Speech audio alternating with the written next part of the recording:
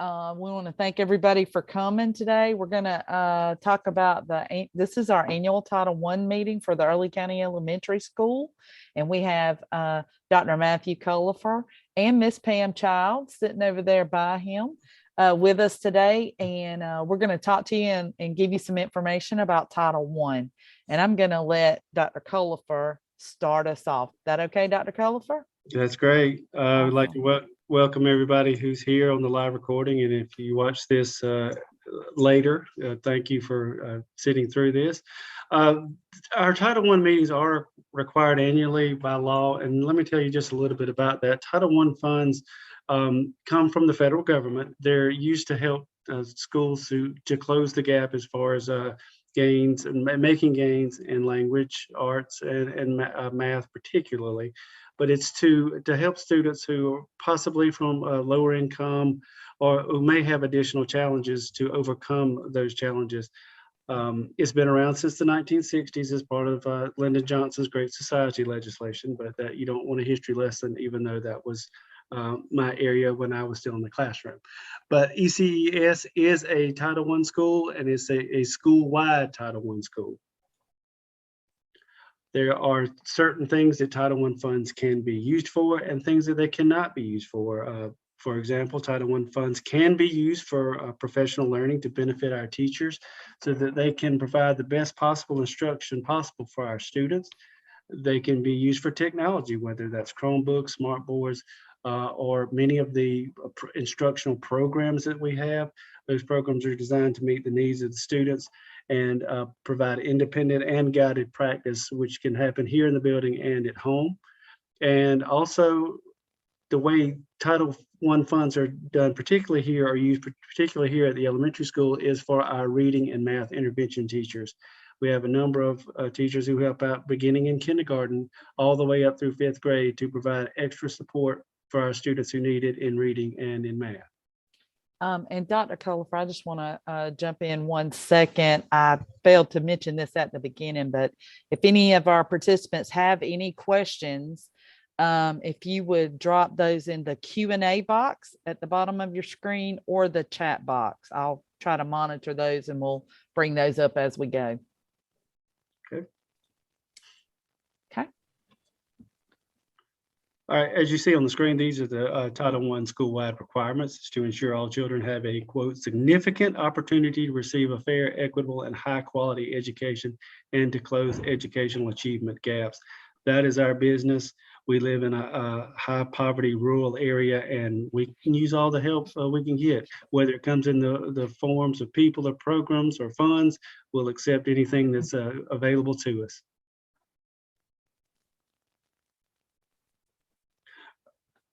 Also, part of these requirements when receiving these funds, you have to come up with a plan and say, well, here's what we're going to do to try to close those gaps. So we have a number of goals, and as you see them on the screen, I'll read them to you.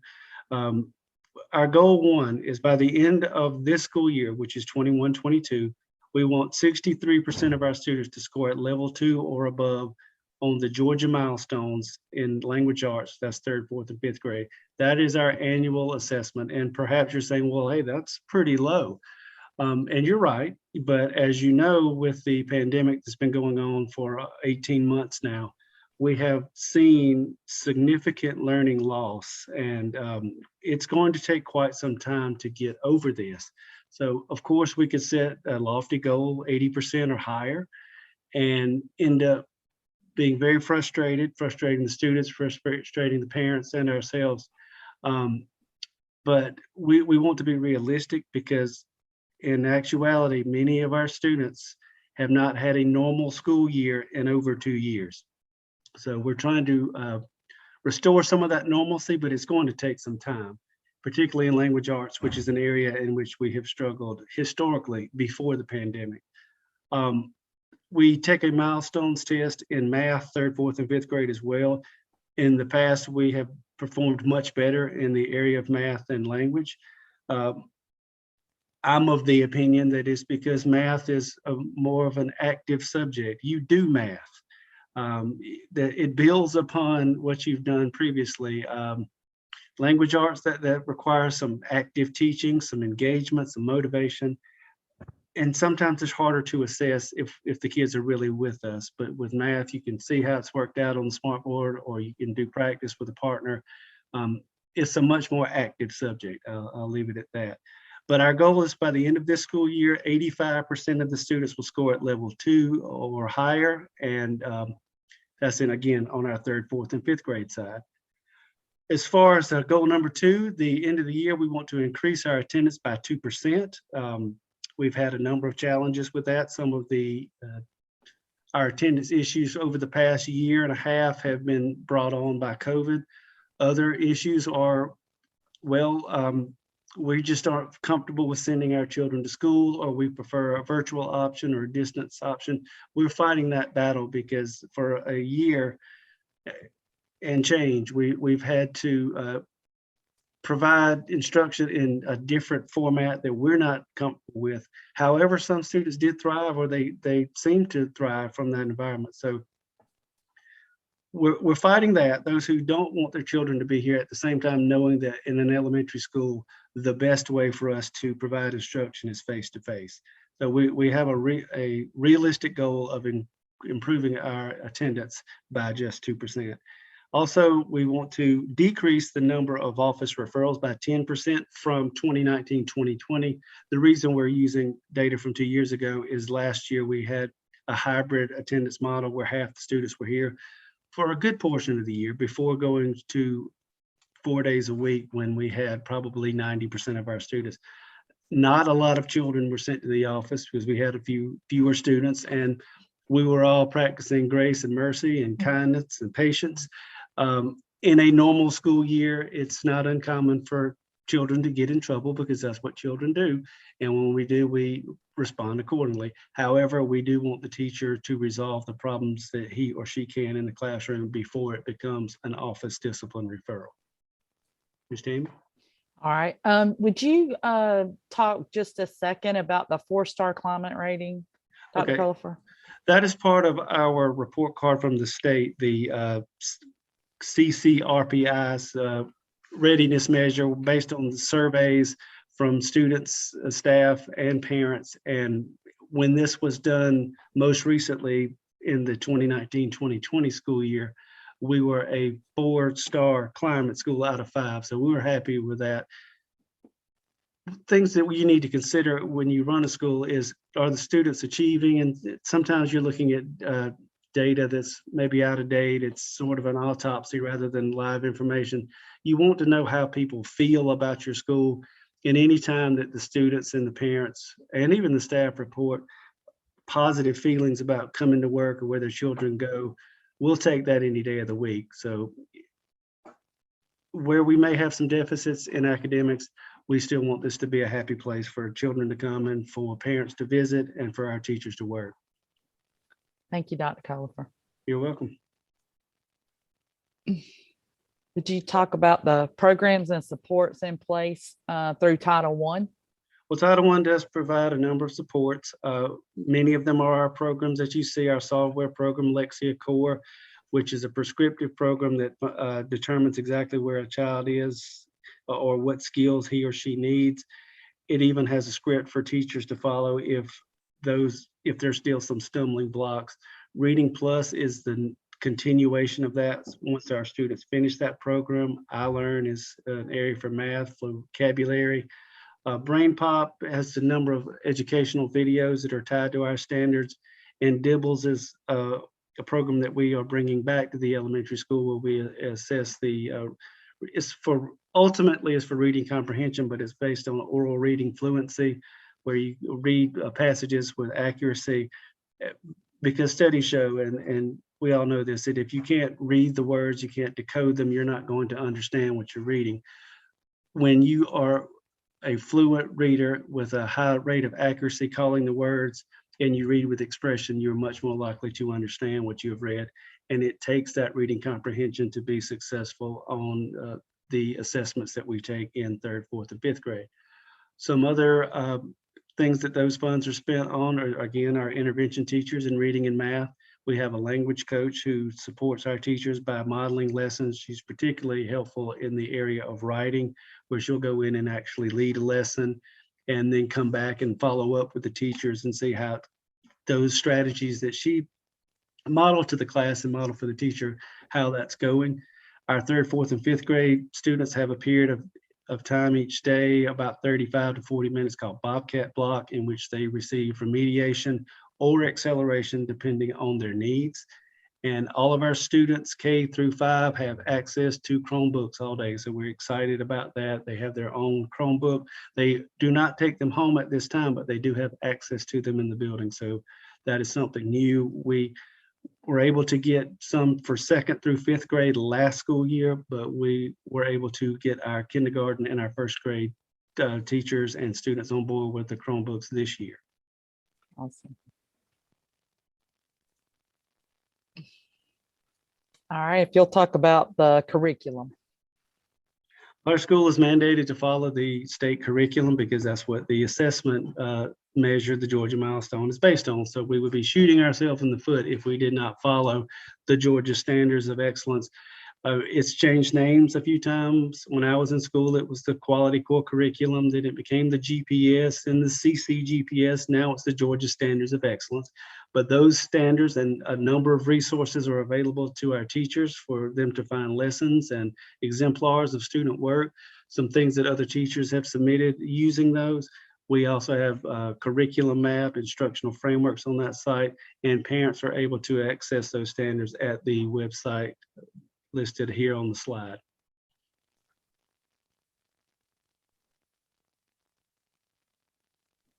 All right, if you'll talk some about the testing that happens at the elementary school.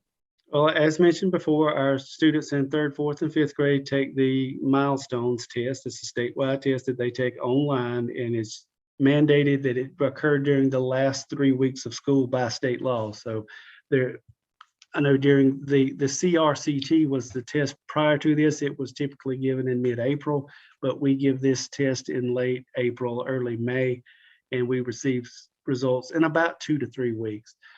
Our fifth grade students have to take a science portion of the test, which is a very challenging test.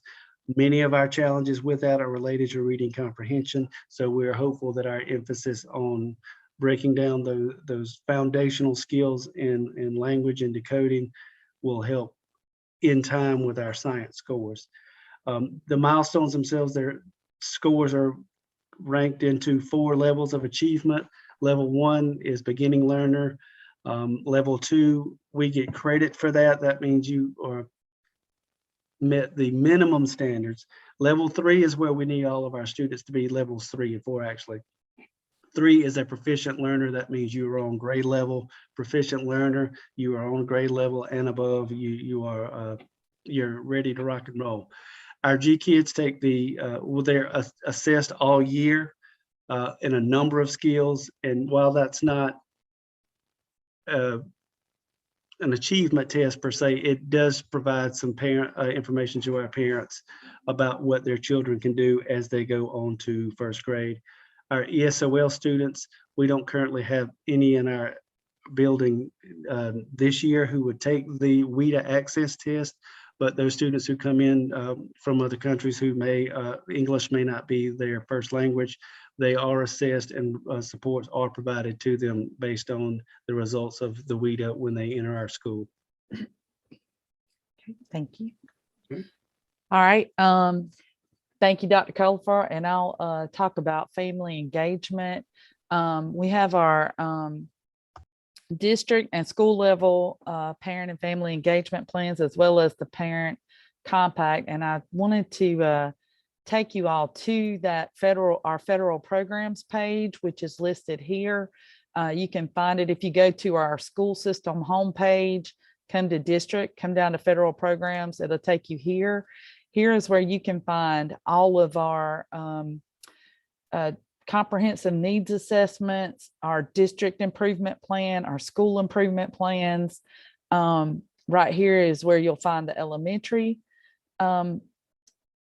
And this is the Title I packet, has the family engagement plan that was sent to parents, as well as the school parent compact. So if you would like to look those over, those talk about how we like to get our families engaged. And the compact shares what happens in the classroom, what can happen at home, and what can happen with students when we all work together for academic achievement. So you can find all of that on the federal programs page here, as well as the district family engagement plan here. And this just talks about district-wide, what family engagement looks like district-wide in Early County school system. We're constantly wanting to engage our families at the elementary school. Dr. Colifer and his staff provide student of the month. They have dad's breakfast. They have grandparents on the grounds. They have a lot of different activities that this year and last year actually have been placed on hold. Hopefully we can start revving some of those activities back up soon. We hope so. I did want to say, Dr. Colifer, that I like the recent virtual student of the month that you provided the video. Yeah, I enjoy doing that. And it's a way to put our children on display. That's one of our greatest resources. And our parents responded overwhelmingly positively about that. And any type of information we can get out there that is good news, we certainly want to jump on top of that. It's hopeful that as I become more proficient with the technology part, that perhaps we can actually have the students on camera instead of a still shot where it's possibly even a live video. So everything's on the table as far as student of the month goes. Definitely good goals to have as well. Also at the district level, we provide workshops for parents. We recently had a SLDS workshop for parents that talked about SLDS, which parents can access through their parent portal, which I'll show y'all in just a moment. But I also wanted to show you, this is that Georgia Standards of Excellence website that you can go to and access all the standards. And then I will share those links with you also later. Let me get back to our, also, I want to make sure that everybody knows that in Title I, 1% of the Title I budget is set aside for parent involvement. That's a required set aside. And in Early County, what we do is we take that 1% set aside and we put that towards a district-wide family engagement coordinator, which is me, by the way. So that's how that money is utilized. And then also just wanted to touch base. This information went out to all parents at the beginning of the year, but parents do have the right to know any of these 4 things about their child's teacher. If the teacher's met state qualifications and licensing, if a teacher is under provisional or emergency status, they're teaching in a field of discipline of the certification, and if a child is provided services by a paraprofessional, and you can request those by contacting your child's school. And Dr. Colifer talked about the report card and the CCRPI, which is kind of where we got those 4 stars from. There is a link on the federal programs page. Let me go back to that. If you scroll down, you can go here, and this will take you to the Early County School System report card so that you can find that information out as well. And I wanted to just touch base on the SLDS for Georgia. It's SLDS stands for the Statewide Longitudinal Data System, and parents can access SLDS from their parent portal, their Infinite Campus parent portal. And when you go there, you get something that looks like this. And if you, this box down here at the bottom, and if you click on the performance tile right here, it will take you to a place where you can see your child's educational history in public schools in Georgia. And you can even you can see all their milestones for the past, ever since they've been in a public school. It shows their Lexile score, which is a reading level. It has a lot of great information in it. It has their grades from each year. On the resources tab, that red tab, if you click there, you can access their current class schedule, and it allows you to access the standards for that class. And if you know your child's having trouble with one of those standards, it even can drill you down to resources for specific standards in a class, some online resources. So it's a great resource for you to have as well. So I wanted to share that with you. And then also I wanted to let you know, if you have any questions about Title I, you can contact Dr. Jennifer Brown. She's our federal programs director, and or me, and I'll be glad to try to find an answer for you. Dr. Colifer, is there anything else that you would like to add? Not at this time. I'd just like to thank those who were with us live and those who watched us later. Anytime you need something from the elementary school, please call us. We would much rather you call us directly if you have a question, a comment, or concern, rather than relying on speculation or information that may not be accurate. Our number is 229-723-4101, and we're here from about 7 o'clock to 5 o'clock every day. All right. Thank you so much, Dr. Colifer. Thank you. Amy, I just wanted to make sure I tell everybody, thank you for logging in today, and or if you're watching the video, we appreciate your support. Thank you, Dr. Brown. I appreciate it. Thank you for being with us also. All right. Y'all have a great day, and let us know if you need anything. Thanks.